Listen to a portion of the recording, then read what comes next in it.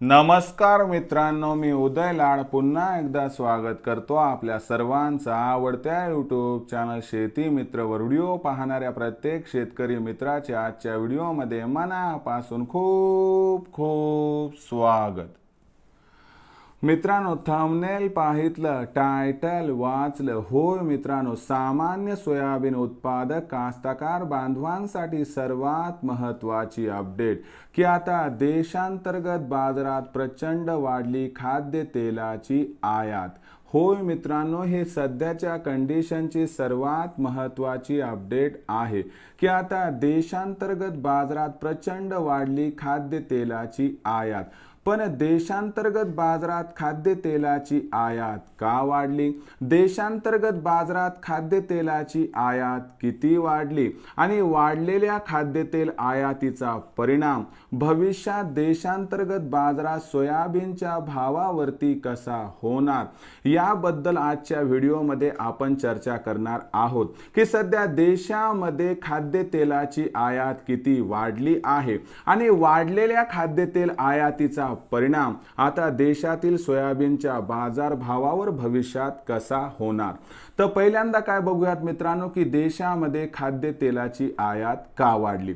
तर देशामध्ये खाद्यतेलाची आयात वाढण्यामागचं सर्वात महत्त्वाचं कारण म्हणजे 1 ते 1.5 वर्षापूर्वी आपण एक निर्णय ऐकला असेल की मोदी सरकारने आयात शुल्क कमी केलं होतं। आता मोदी सरकारने जे आयात शुल्क कमी केलं होतं त्यामुळे खाद्यतेलाचा लोंढा देशांतर्गत बाजारात आला। आता स्वस्ताचं खाद्यतेल बाजारात आल्यामुळे झालं काय मित्रांनो की देशातील सोयाबीनचा बाजारभाव हा प्रचंड घसरला।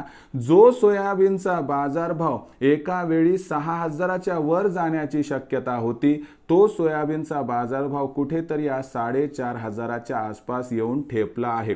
जर आकडेवारीचाच विचार करायचं म्हटलं तर 2021-22 मध्ये देशामध्ये खाद्यतेलाची जी आयात झाली होती ती होती 140 लाख टन।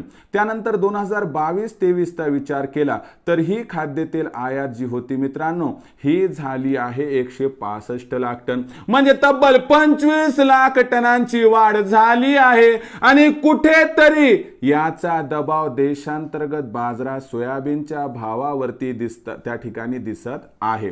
आणि याच बरोबर एका गोष्टीचा आणखी विचार करावा लागेल मित्रांनो की आपल्या इथं 2024 मध्ये लोकसभेच्या निवडणुका आहेत आणि लोकसभेच्या निवडणुकामध्ये महागाई हा मुद्दा त्रासदायक ठरू नये म्हणून मोदी सरकार आयात शुल्क काही वाढवणार नाही, म्हणून खाद्यतेलाची आयात ही या ठिकाणी अशाच पद्धतीने सुरू राहणार आणि खाद्यतेलाची आयात या पद्धतीने सुरू राहिली की 100% सोयाबीनच्या भावावर दबाव कायम राहणार। म्हणून एक गोष्ट लक्षात ठेवा, जाणकारांच्या मते खाद्यतेलाच्या विक्रमी आयातीमुळे खाद्यतेलाचा जो रेकॉर्ड स्टॉक आहे यामुळे मित्रांनो देशांतर्गत बाजारात सोयाबीनचा जो बाजारभाव आहे याच्यात तुम्हाला प्रचंड तेजी दिसणार नाही। आणि यामुळेच मित्रांनो देशांतर्गत बाजारात सोयाबीनचा बाजारभाव 5,500 पार जाण्याची शक्यता अजिबात नाही, कमीत कमी निवडणुका संपेपर्यंत म्हणजे मे महिन्यापर्यंत। म्हणून लक्षात घ्या, सोयाबीनचा बाजारभाव अनुकूल परिस्थितीमध्ये फार तर 5,200च्या आसपास येईल। म्हणून सोयाबीन विक्रीचा ज्यावेळेस विचार आपण कराल तर मला वाटते 5,000च्या आसपास आपण या ठिकाणी 25% सोयाबीन विकावं आणि शिल्लक राहिलेलं जे आपल्याकडे सोयाबीन आहे त्याला सुद्धा एकदाच न विकता टप्प्याटप्प्याने जर आपण सोयाबीनची विक्री करत गेलात तर आपला होईल 100% फायदा। पण या वर्षी तुम्हाला 5,500चा बाजारभाव कमीत कमी निवडणुका संपेपर्यंत दिसण्याची शक्यता नाही, एवढी मात्र गोष्ट लक्षात ठेवा।